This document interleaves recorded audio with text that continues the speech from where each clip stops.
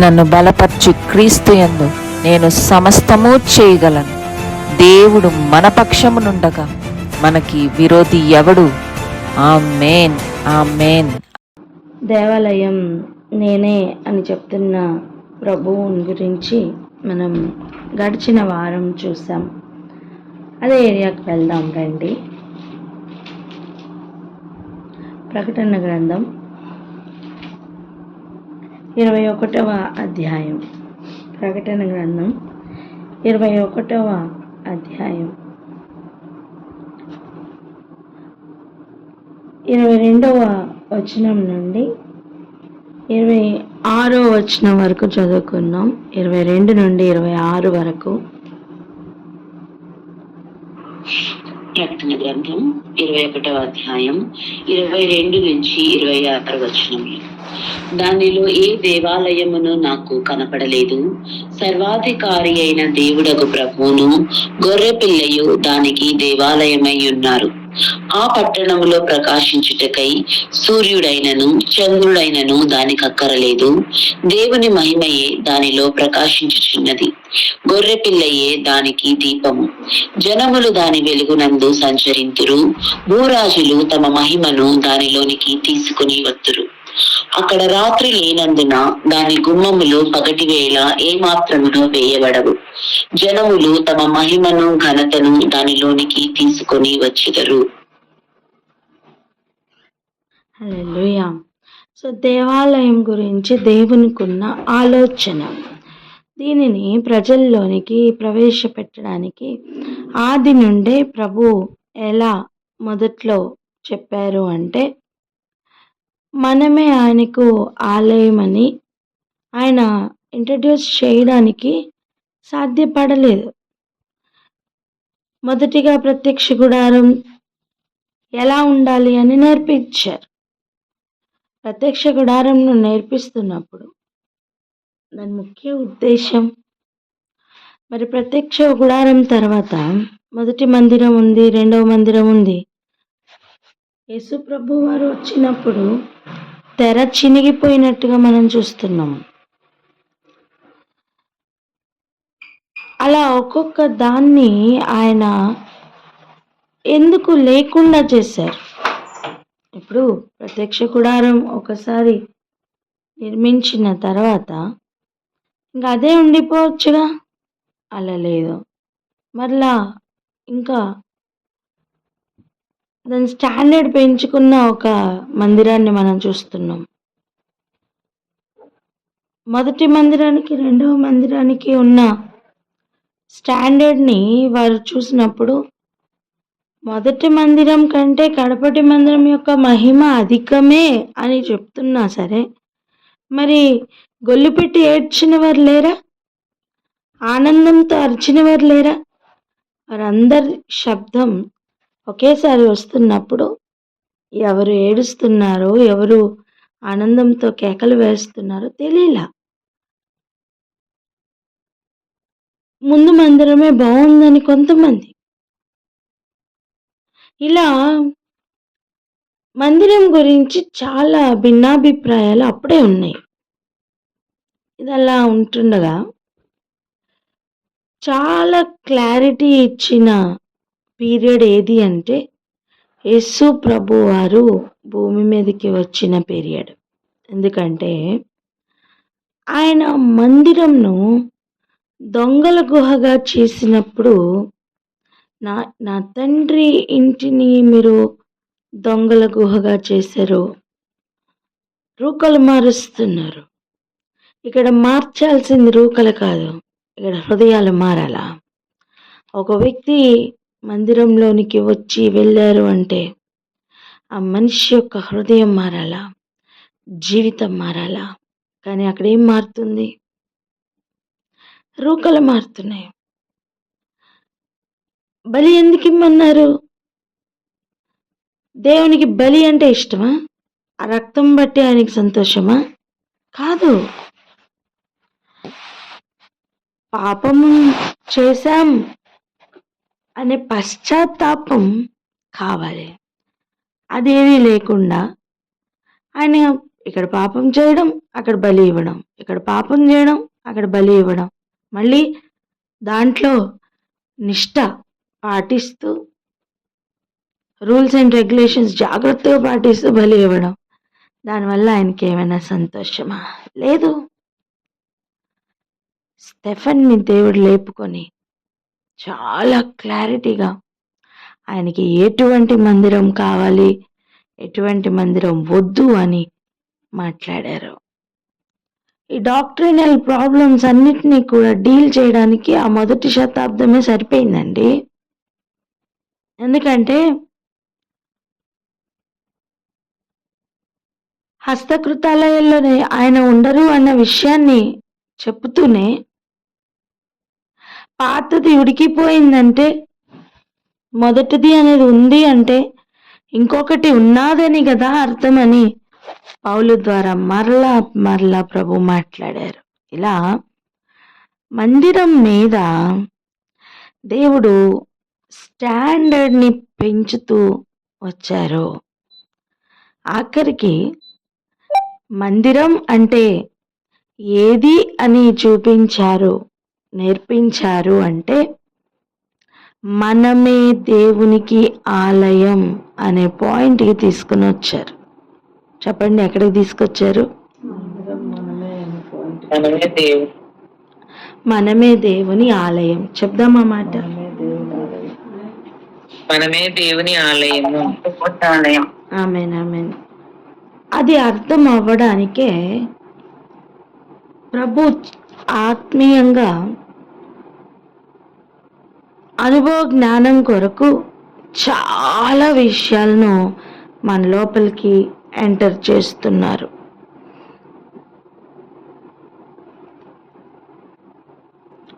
మనం ప్రతి ఆచారంలోనూ చిక్కుకుపోతున్నాం.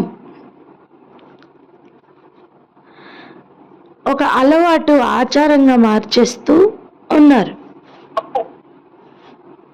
ఇప్పుడు ప్రభుకు అసలు ఎంత ప్రత్యేకమైన దానిగా, ఎంత ప్రత్యేకమైన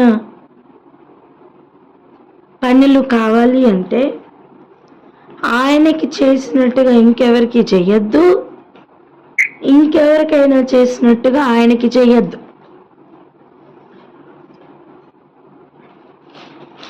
చూడండి, ఒక మాట చదువుకుందాం. ద్వితీయోపదేశ కాండం 12వ అధ్యాయం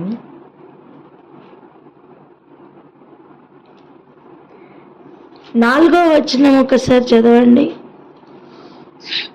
ద్వితీయోపదేశకాండం 12వ అధ్యాయం 4వ వచనం. వారు తమ దేవతలకు చేసినట్టు మీరు మీ దేవుడైన యెహోవాను గూర్చి చేయకూడదు. వారు వారి దేవతలకు చేసినట్టు చేయకూడదట. ఎవరికి? యెహోవాకు చేయకూడదట. దేవునికి అది ఇష్టం లేదండి.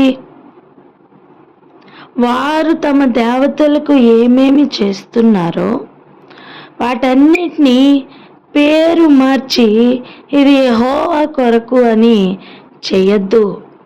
లేదా వారిని కంపేర్ చేసుకుంటూ వాళ్ళు అది చేస్తున్నారు, మేము ఇది చేస్తున్నాం, వాళ్ళు ఆ పండగ చేస్తున్నారు కాబట్టి మేము ఈ పండగ చేస్తున్నాం, ఇలా. లేదా ఈ రోజుల్లో చూడండి, పండగ కూడా అంటే క్రిస్మస్ పండగ కానివ్వండి, ఈ పండగలు కూడా ఎలా అయిపోయినాయి అంటే వారు తమ దేవతలకి ఏమేమి చేస్తారో అవన్నీ ఈ పండగల్లో జరగట్లేదా? మీరు చెప్పండి, జరుగుతున్నాయా లేదా?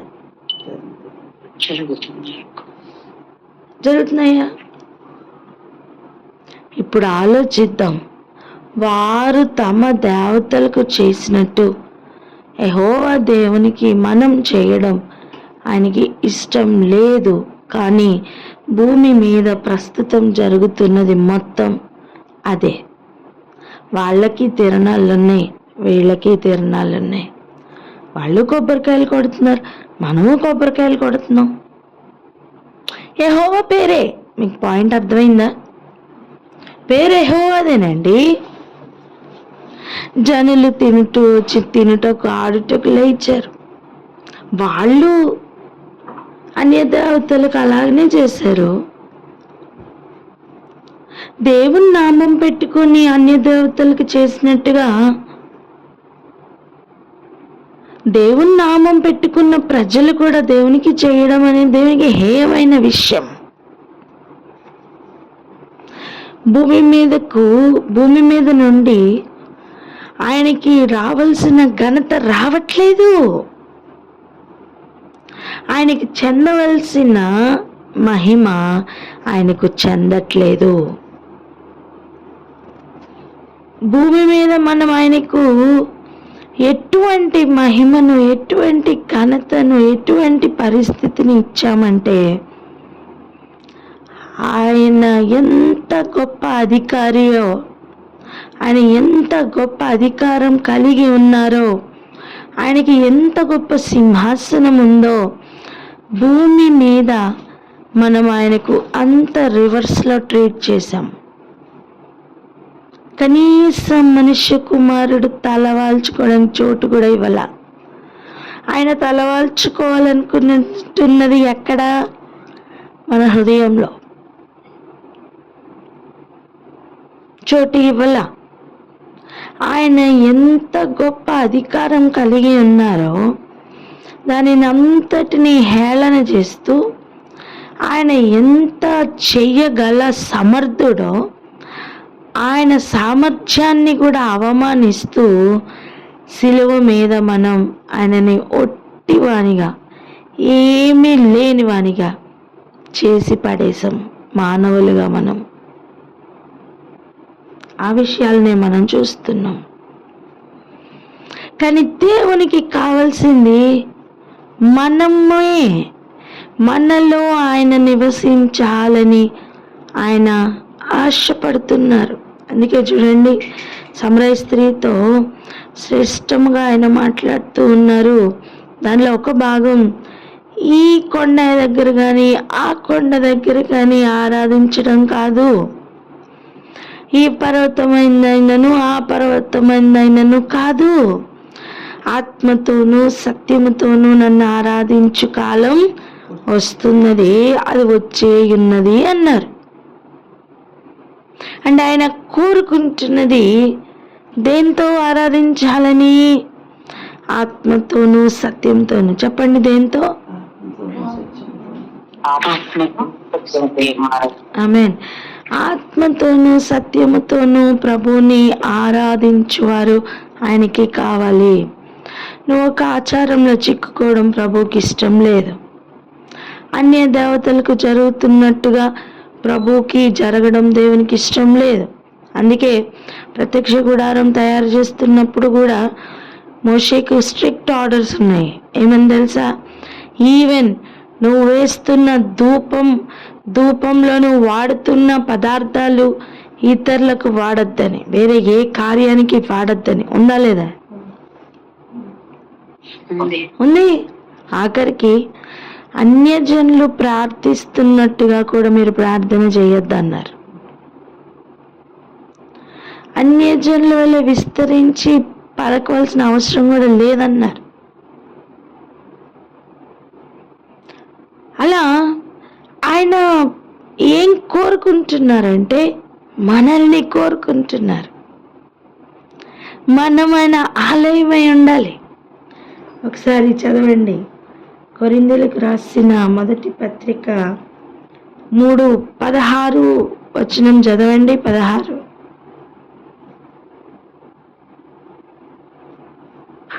కొరింథీయులకు రాసిన మొదటి పత్రిక 3వ అధ్యాయం 16వ వచనం.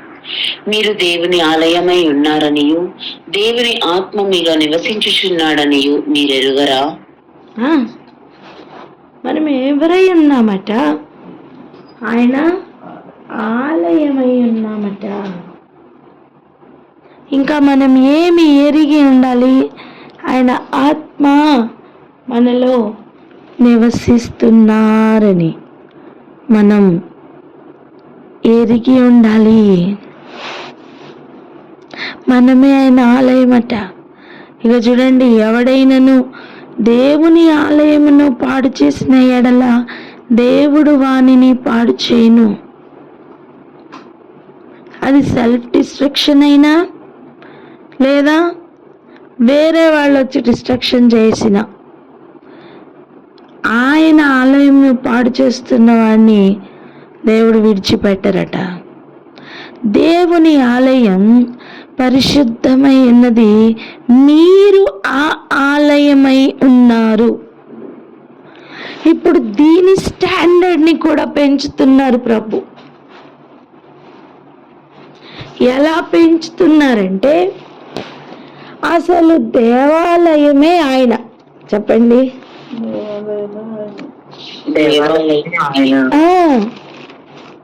ఆయన ఎక్కడి నుంచి ఎక్కడి దాకా తీసుకుని వస్తున్నారో గ్రహించండి. ప్రత్యక్ష గుడారం, మొదటి మందిరం, రెండవ మందిరం, ఇప్పుడు మీరే ఆయన ఆలయం. ఆ స్టాండర్డ్ ఎక్కడికి పెరిగిందంటే ఆయనే దేవాలయం. హల్లెలూయా. అర్థమైందా? మనకి ఆ గ్రహింపు కావాలి.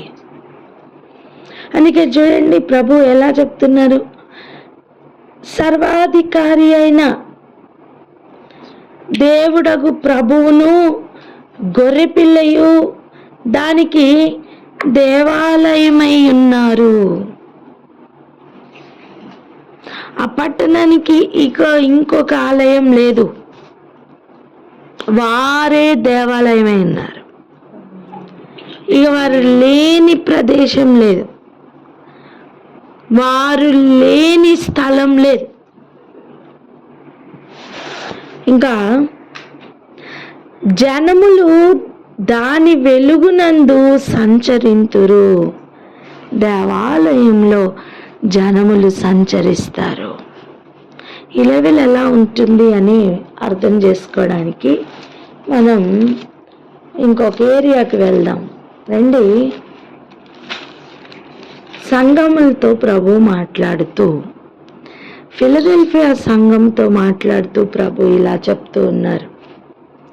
3వ అధ్యాయం ప్రకటన గ్రంథం 3వ అధ్యాయం చదవండి. 10, 11, 12 వచనాలు. ప్రకటన గ్రంథం 3వ అధ్యాయం 10, 11, 12 వచనములు. నీవు నా ఓర్పు విషయమైన వాక్యమును గైకొంటివి గనుక భూనివాసులను శోధించుటకు లోకమంతటి మీదికి రాబోవు శోధన కాలములో నేనును నిన్ను కాపాడెదను. నేను త్వరగా వచ్చుచున్నాను.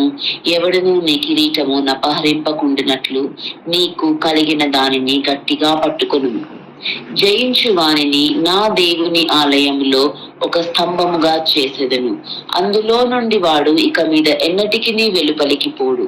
మరియు నా దేవుని పేరును పరలోకములో నా దేవుని యొద్ద నుండి దిగివచ్చుచున్న నూతనమైన యెరూషలేమును నా దేవుని పట్టణ పేరును నా క్రొత్త పేరును వాని మీద రాసెదను.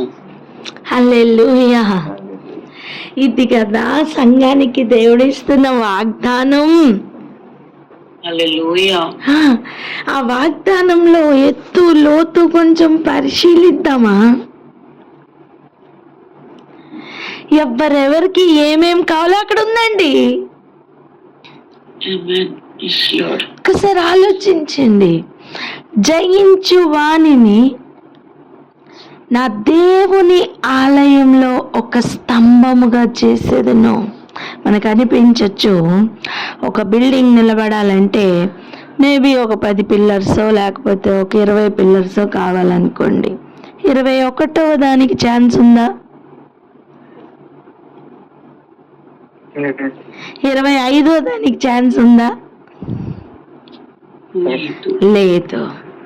కానీ ఆయన మందిరంకు లేదా ఆయనయే దేవాలయమై ఉండబోతున్న ఆ యెరూషలేము కొత్త పట్టణానికి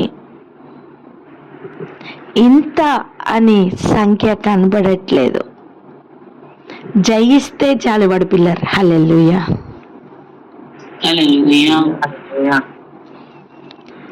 జయించు వానిని నా దేవుని ఆలయంలో ఒక స్తంభంగా చేసేస్తా అంటున్నారు. అంటే అక్కడ ఉన్న వాళ్ళందరూ ఎవరు? స్తంభములు మొత్తం ప్రభు యొక్క ఆలయమేనండి.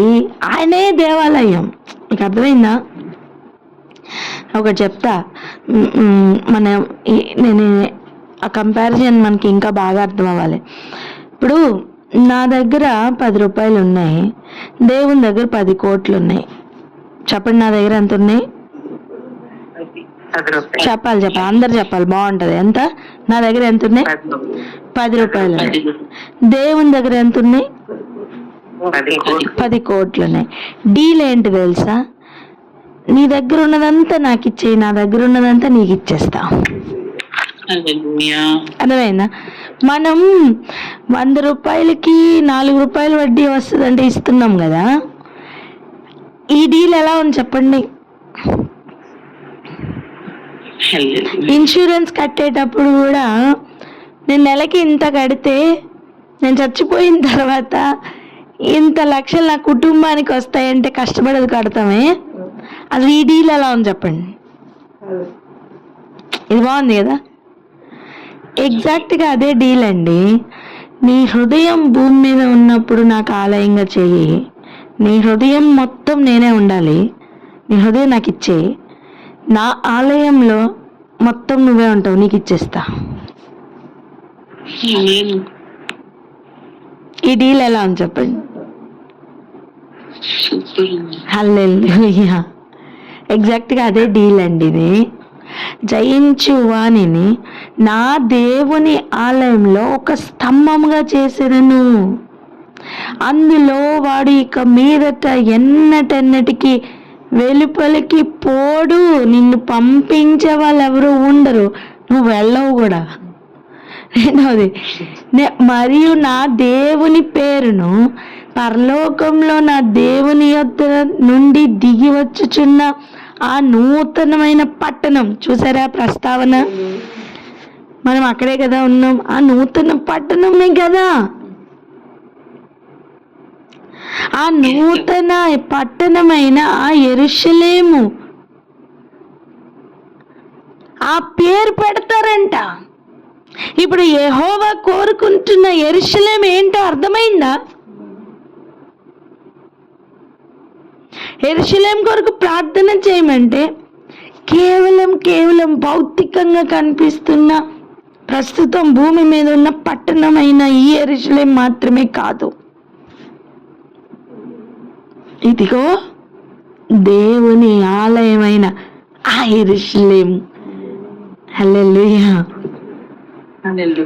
మాట చెప్పనా, 3వ మందిరం కట్టాలని ఎన్నో ప్రయత్నాలు జరుగుతున్నాయి.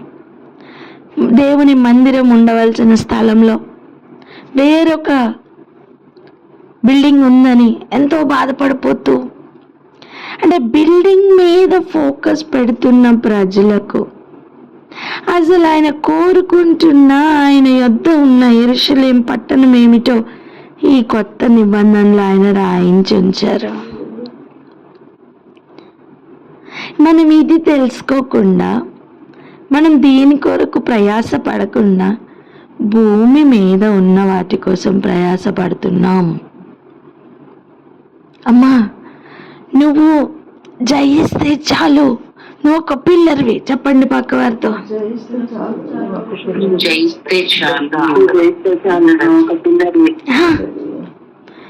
ఆయన మందిరంలో నిన్ను పిల్లర్గా చూడాలనుకుంటున్నారు.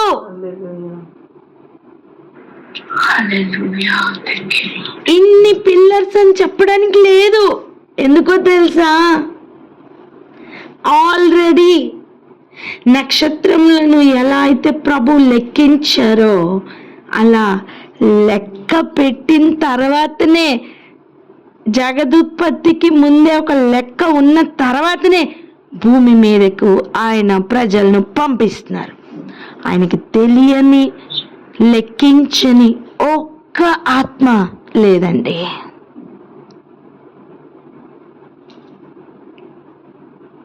నన్ను ఎవ్వరు పట్టించుకోవట్లా, నన్ను ఎవ్వరు చూడట్లా అని నువ్వు అనుకోకు. భూమి మీదకి పంపడానికి కూడా ఎన్ని యుద్ధములు జరిగాయో తెలుసా?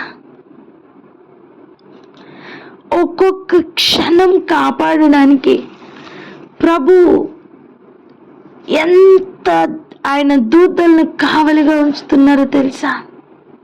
నిజం. అంతెందుకు, మనం ఒకవేళ పడిపోయామనుకోండి బండి మీద నుంచి, ఎంతసేపు కావాలి పడిపోవడానికి? చెప్పండి, ఎంతసేపు కావాలి? 1 గంట కావాలా పడిపోవడానికి? 1-2 క్షణాలు చాలు. మరి అటువంటి ఎన్ని క్షణాలు మనం ప్రయాణం చేస్తున్నాం అంటే అంత కాపుదల ప్రభు ఇస్తున్నారనే కదా అర్థం. ఇక్కడ ఆగిపోలేదు ఆయన సంరక్షణ. ఆయన ఇవ్వాలనుకుంటున్నది శ్రేష్టమైనది. మనమేం చేస్తున్నామో తెలుసా?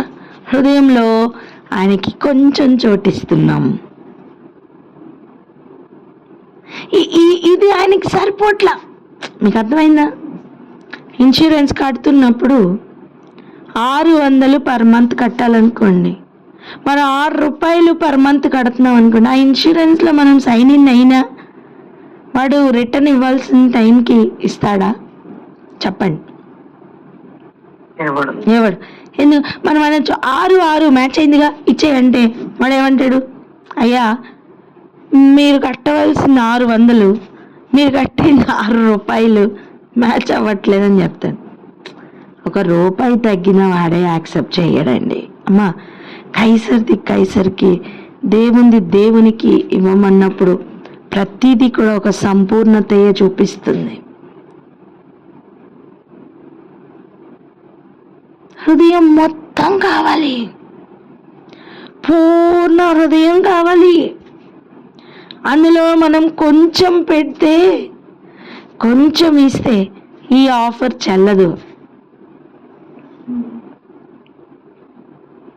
ఆయన మన కొరకు నిర్మించింది కొంచెంగా లేదు. ఇక్కడ భూమి మీద ఉన్నప్పుడు నువ్వు ఆయనకి దేవాలయమై మారు. అక్కడ ఆ పట్టణానికి తీసుకునేటప్పుడు ఆయన పట్టణం, ఆయనయే దేవాలయమై నిన్ను తీసుకుంటారు. ఆమేన్ చెప్పండి.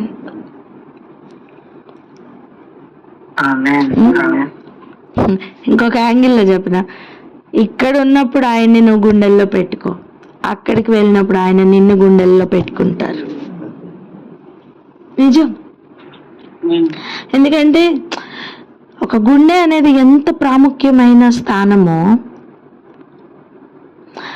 పరలోకం మొత్తానికి యెరూషలేం పట్టణం అనేది అంత ప్రాముఖ్యమైన స్థానం. కన్నుకు ఒక స్థానం ఉంటుంది, నడిబొడ్డు అని చెప్తున్న ఆ మిడిల్ ప్లేస్కి ఒక స్థానం ఉంటుంది, పాదాలు అని చెప్తున్న ఆ ఏరియాకి ఒక స్థానం ఉంటుంది, బాహు అని చెప్తున్నప్పుడు అదొక పవర్ని సూచిస్తుంది. అలా హార్ట్ అని చెప్తున్నప్పుడు అది కూడా ఒక ఇంపార్టెన్స్ని చూపిస్తుంది.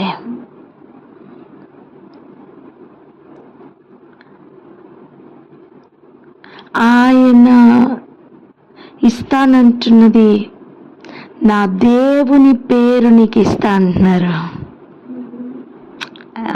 ఎవరైనా ఇస్తారా అండి? చెప్పండి. ఒక మాట అడుగుతా, చెప్పండి. ఎవరైనా ఎవరి ఇంటి పేరైనా ఇంకొకరికి పెడతారా? అలాంటి ఏరియాలో నా దేవుని పేరు నీకు ఇస్తా అంటే ఏంటండి? వారసత్వం కదా. ఇప్పటికిప్పుడు ఇంటి పేరు మార్చుకుందాం అంటే అవుతుందా? చెప్పండి. లేదు.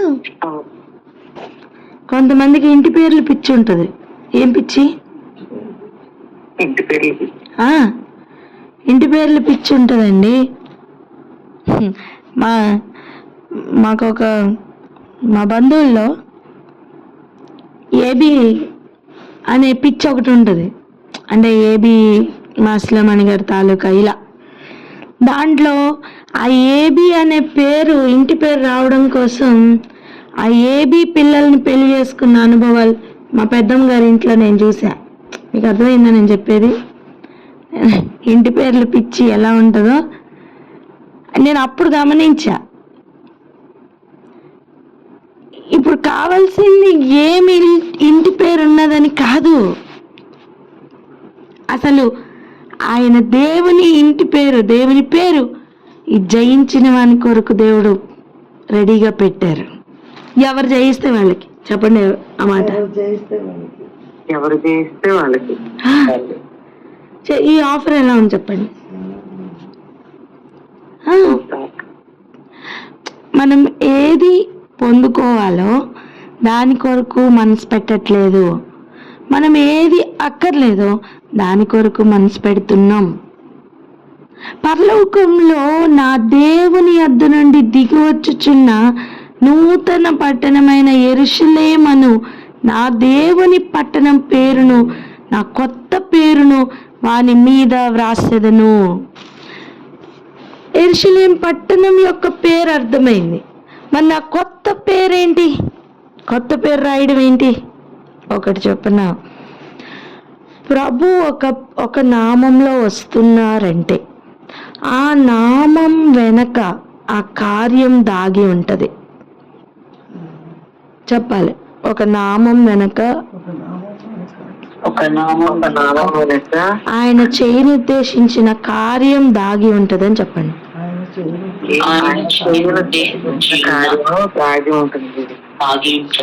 ఇప్పుడు వధింపబడిన గొర్రె పిల్లగా ఆయన వచ్చారు కదా, ఒక గొర్రె పిల్లగా ఆయన రాక ఎప్పటి నుంచి వధింపబడిన తర్వాత కూడా ఆ నామంలో ఆయన చేయనుద్దేశించిన కార్యం దాగి ఉంది.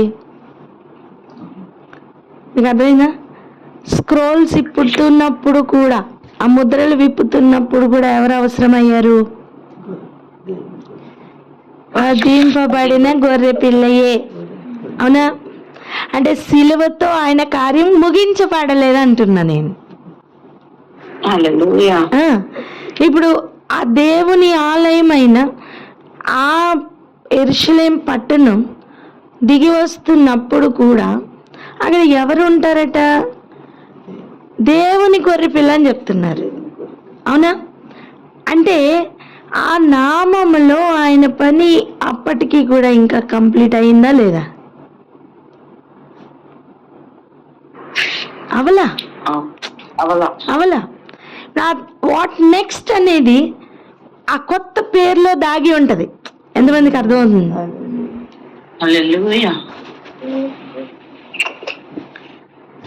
కమాన్, అర్థమవుతుందా? అందరు చెప్పాలి, అందరు మ్యూట్ తీసి అందరు చెప్పండి. అందరు నాకు అర్థమవుతుందని చెప్పండి. ఇద్దరు ముగ్గురే మ్యూట్ తీస్తారు, మిగిలిన వాళ్ళందరు నిద్రపోతున్నారా ఉన్నారా తెలియట్లా. ఆలోచించండి ప్లీజ్, ఈ విషయాన్ని అర్థం చేసుకుందాం. ఆ నామంలో వారు చేస్తున్న పని, ఆయన చేయనుద్దేశించిన పని దాగి ఉంది. ఆయన నామంలో ప్రస్తుతం సెలక్షన్ జరుగుతుంది, స్వయంవరం.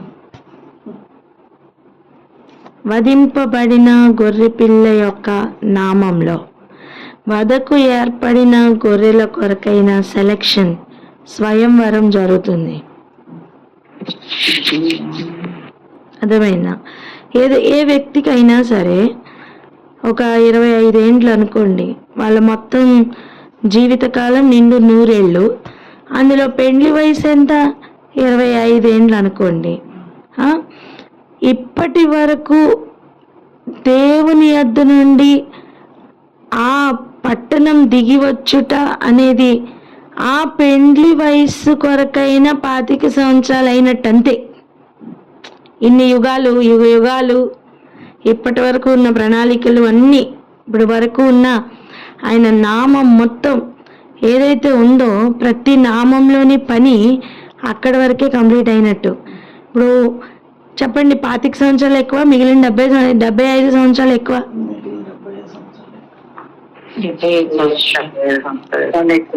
అదే అలాగైతే ఈ యెరూషలేము పట్టణం దిగి వచ్చిన తర్వాత ఆయన చేయబోతున్న కార్యాలు, చేస్తున్న కార్యాలు ఇంకా ఘనమైనవిగా ఉండబోతున్నాయి. అప్పుడు ఏ కార్యాలను ఆయన చేయబోతున్నారో ఆ కార్యాలు ఆయన కొత్త పేర్లో దాగి ఉంటాయి.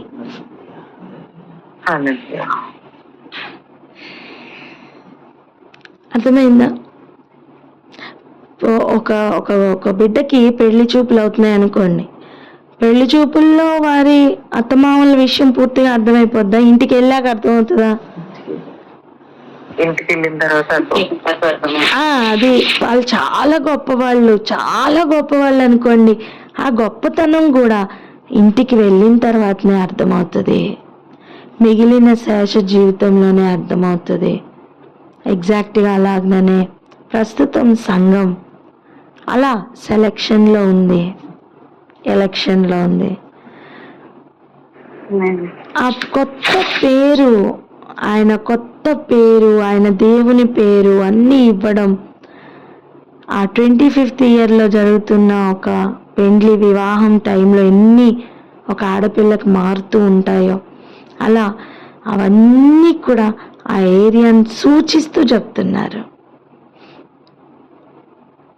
మన గ్రహింపు కొరకే ఆయన ప్రతి ఒక్కరిని ఒక పిల్లర్గా చూస్తున్నారు. చెప్పండి ఆ మాట. ప్రతి ఒక్కరిని ఒక పిల్లర్గా చూస్తున్నారు. ఆమేన్. సో ఆయన దేవాలయంలో ప్రతి ఒక్కరు ఒక పిల్లరేనండి. ప్రతి ఒక్కరిని కూడా ఆయన కొత్త పేరు పెట్టి పిలవాలని ఆశపడుతున్నారు. ఇక్కడ నీకు మరి ఆ పేరు నువ్వు పొందాలంటే ఇక్కడ నువ్వు పొందవలసిన పేరేంటో తెలుసా? వధకు ఏర్పడిన గొర్రె. చెప్పండి.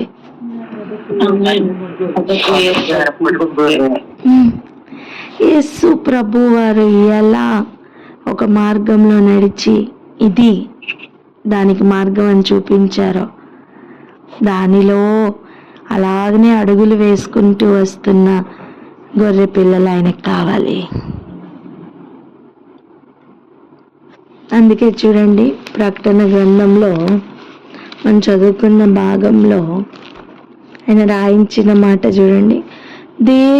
సర్వాధికారి అయిన దేవుడగు ప్రభువును గొర్రె పిల్లయు దానికి దేవాలయమై ఉన్నారు. సో గొర్రె పిల్ల అన్న పేరులో ఆయన ప్రణాళిక ఇంకా అక్కడ ఉంది, అంతే కదా. ఇక నెక్స్ట్ రాబోతున్న విషయాల కొరకై ఆయన కొత్త పేరుతో రెడీగా ఉన్నారు. ఆ పేరు కూడా ఆయన పిల్లర్స్ కి పెడతారు. హల్లెలూయా.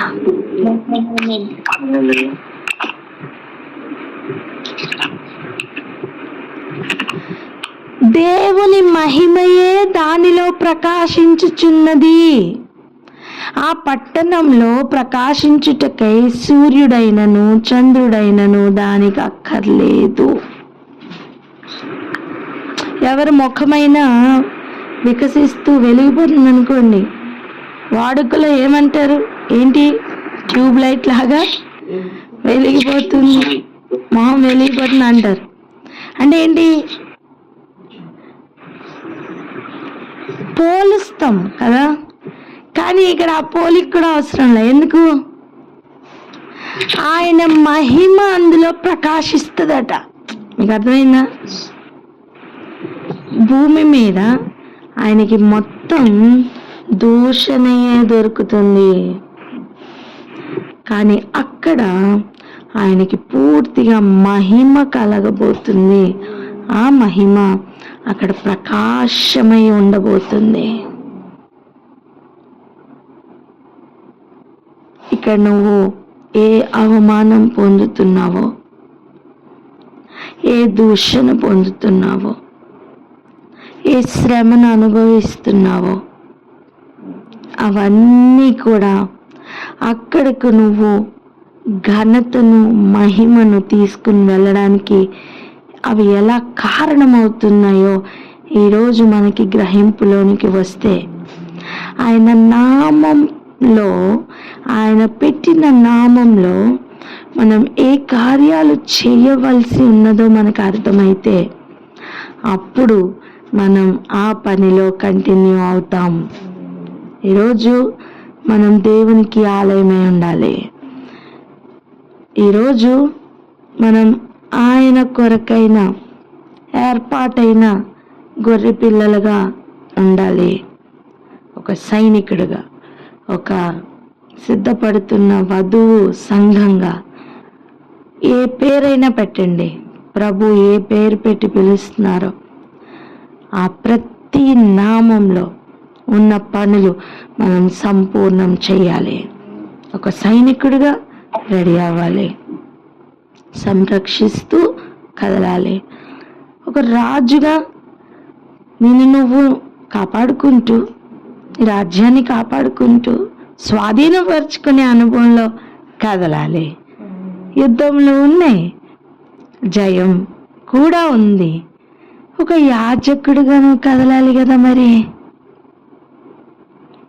ఆ విషయాన్ని కూడా చూడాలి మనం. సాధ్యమైతే దేవుని ఆలయంలో ఉండే యాజకుని గురించి రేపటి దినాన్ని చూద్దాం. ఇక్కడ ఆగి ప్రార్థన చేసుకుందాం.